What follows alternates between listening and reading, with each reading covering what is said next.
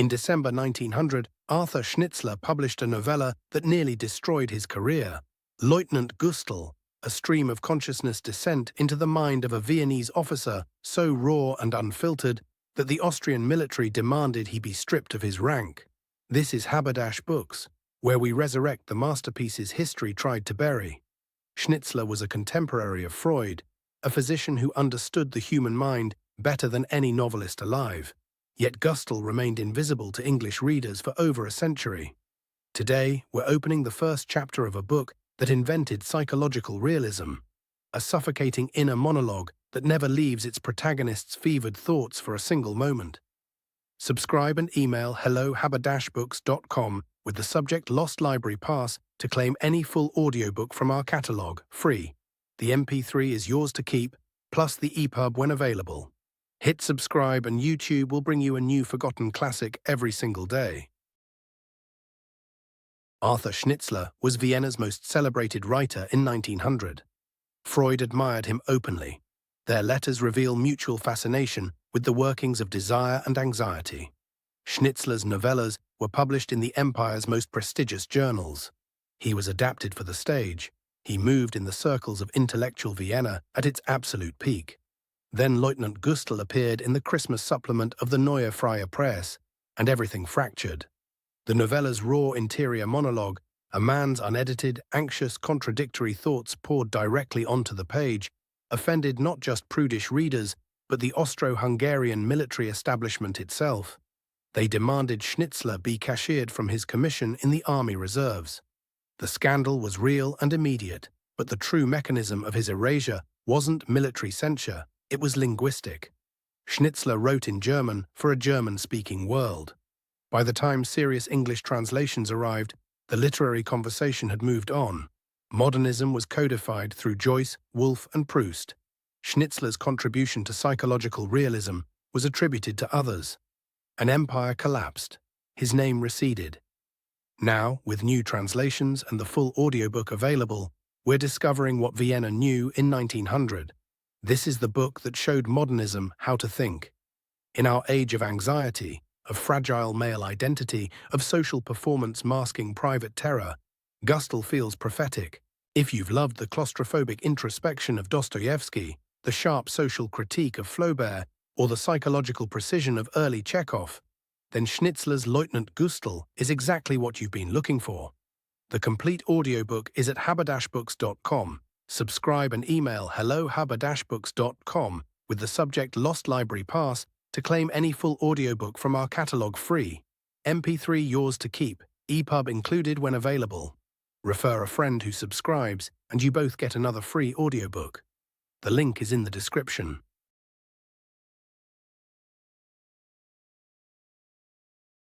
A note from the translator. I first encountered Arthur Schnitzler through his masterful novellas, particularly drawn in by the way he could, with such seeming ease, plunge the reader into the innermost thoughts of his characters. It was a revelation, this journey into the unfiltered stream of consciousness, a literary innovation that felt both groundbreaking and intimately familiar. Schnitzler, a Viennese physician turned writer, was a towering figure of fin-de-cycle Austrian literature. His work, often exploring themes of psychology, sexuality, and the societal hypocrisies of his time, made him both celebrated and controversial. He was a contemporary of Freud, and indeed, their mutual admiration for each other's insights into the human psyche is well documented. Schnitzler matters because he peeled back the polite veneer of Viennese society, revealing the anxieties, desires, and moral ambiguities churning beneath. He was a pioneer in psychological realism, offering a window into minds grappling with modernity. For English readers, Lieutenant Gustl has, until now, remained somewhat less accessible than some of his other works, which is a great pity. This novella is not just a gripping psychological drama. It's a profound social commentary delivered with incredible wit and irony. It's a snapshot of a particular time and place, yes, but its exploration of honor, self-deception, and the fragile male ego feels strikingly relevant even today. Schnitzler's innovative use of the interior monologue here is nothing short of brilliant, drawing us so completely into Gussel's world that we feel his every insecurity and bluster. In translating Lieutenant Gussel, my aim was to preserve the brisk, almost breathless pace of Gussel's thoughts, his abrupt shifts in focus, and the distinct cadence of his inner voice. I tried to capture the subtle nuances of his self-importance and his underlying anxieties, allowing his unedited perspective to shine through. The challenge, and indeed the joy, was in finding English equivalents that conveyed both the period charm and the psychological depth without sacrificing the original's immediacy. I invite you now to step into the mind of Lieutenant Gussel. Prepare for a journey that is at turns amusing, unsettling, and remarkably insightful. Samuel Chatwin, Haberdash Books, 2026.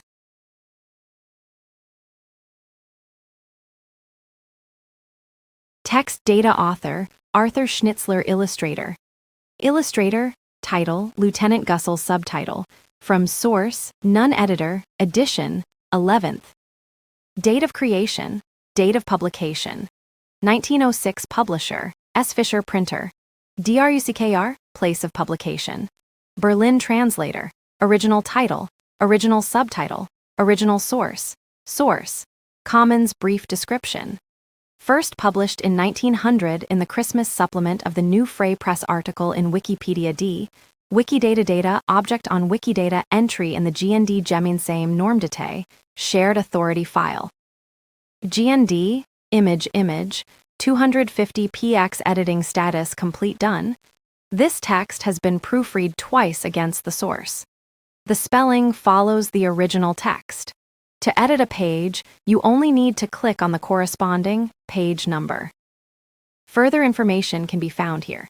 Help index page Lieutenant Gussel novella by Arthur Schnitzler 11th edition, Berlin 1906 S. Fisher.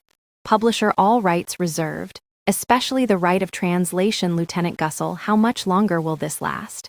I must look at my watch. Probably not proper in such a serious concert. But who sees it anyway? If someone sees it, then he's paying just as little attention as I am, so I don't need to be embarrassed in front of him. Only 9:15?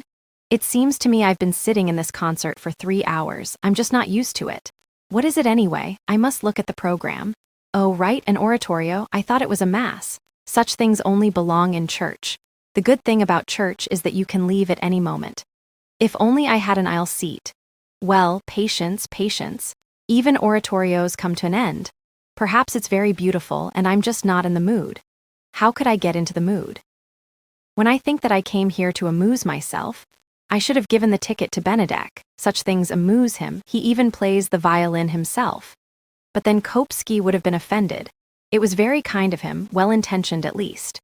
A good fellow, Kopsky, the only one you can rely on. His sister is singing among those up there. At least 100 virgins, all dressed in black. How am I supposed to find her among them?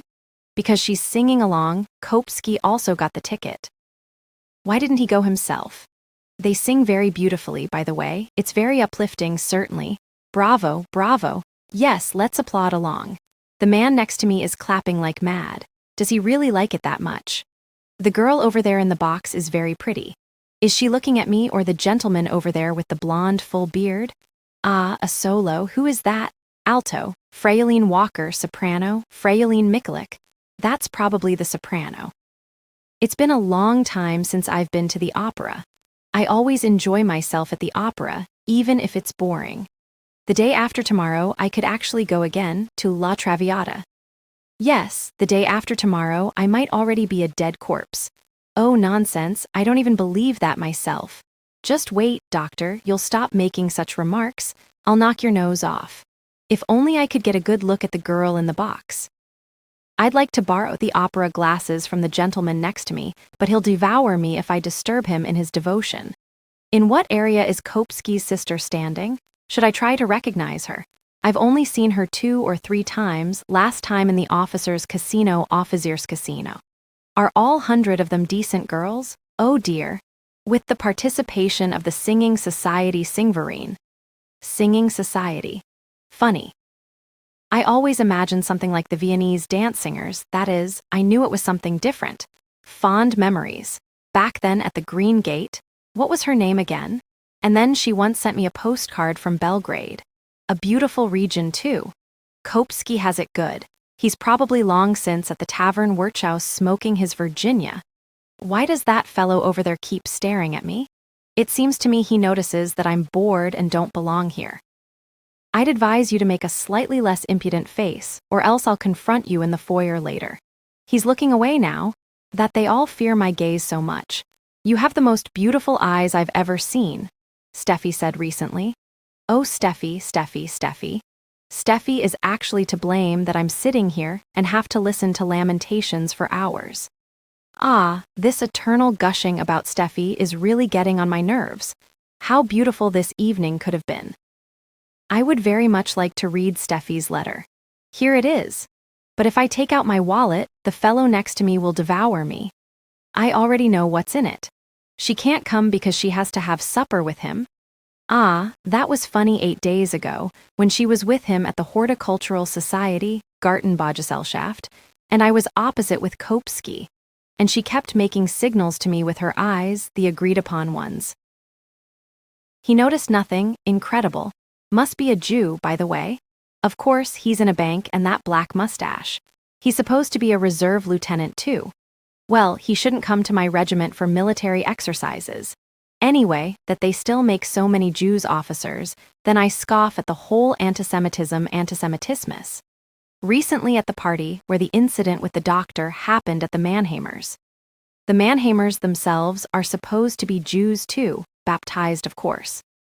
But you can't tell it all with them, especially the wife, so blonde with a beautiful figure. It was very amusing overall. Fabulous food, magnificent cigars. Well, who has the money? Bravo, will it be over soon now? Yes, now the whole company Gesellschaft up there is standing up. Looks very good, imposing. Organ too. I really like the organ. So, I like that, very beautiful. It's truly true, one should go to concerts more often. It was wonderful, I'll tell Kopsky. Will I meet him in the coffee house today? Ah, I don't feel like going to the coffee house at all. I poisoned myself so much yesterday. Lost 160 gulden in one sitting, too silly. And who won it all? Ballard, precisely him who doesn't need it. Ballard is actually to blame that I had to go to this stupid concert. Well, otherwise, I could have played again today, perhaps won something back. But it's quite good that I gave myself my word of honor not to touch a card for a month. Mama will make a face again when she gets my letter. Ah, she should go to Uncle, he has money like dirt. Those few hundred gulden don't matter to him. If only I could persuade him to give me a regular allowance sustentation. But no, for every penny cruiser, you have to beg specifically. Then it's again. Last year the harvest was bad. Should I go to Uncle's again this summer for 2 weeks? Actually, you get bored to death there. If I could just remember her name.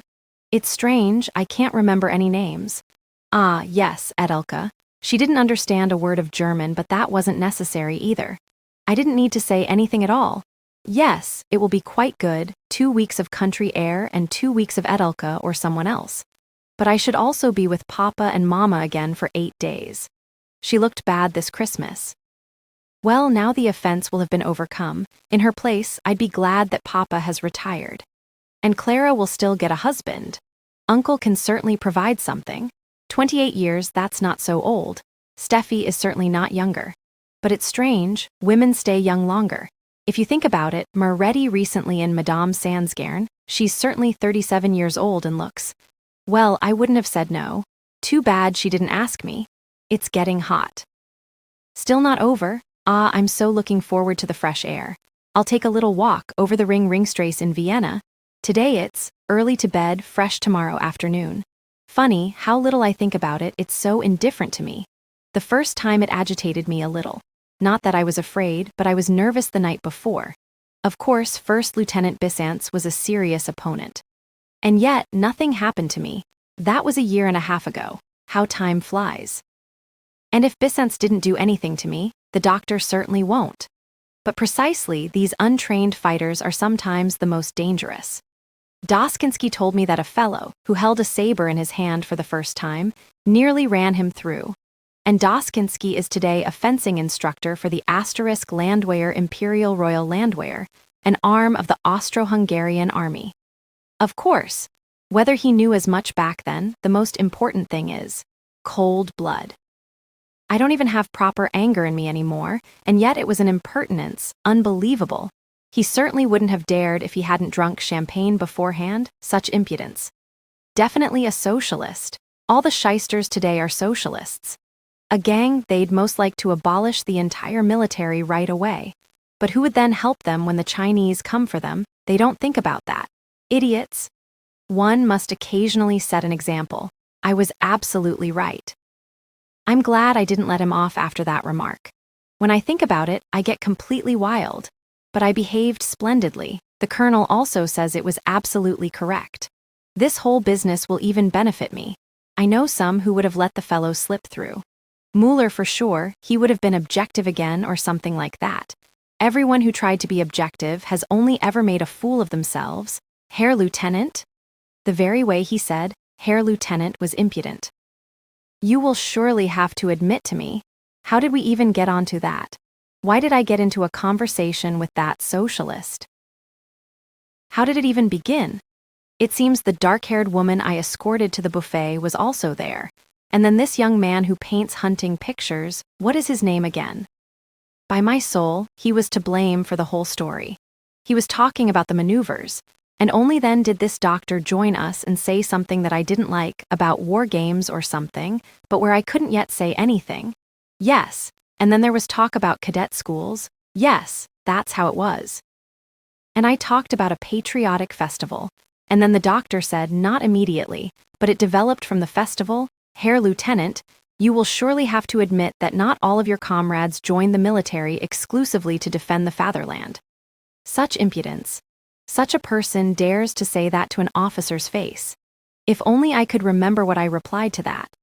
Ah yes, something about people who meddle in things they don't understand. Yes, right. And then there was someone who wanted to settle the matter amicably. An older gentleman with a bad cold, but I was too furious. The doctor said that in such a tone, as if he meant me directly. That's the end of chapter 1, and Gustel's spiraling thoughts are only just beginning. The weight of a single insult, the terror of losing honor, the claustrophobia of a life lived entirely for appearance. This is the book that showed modernism how to render a collapsing mind. Subscribe, claim your free Lost Library audiobook, and the complete audiobook is waiting at haberdashbooks.com.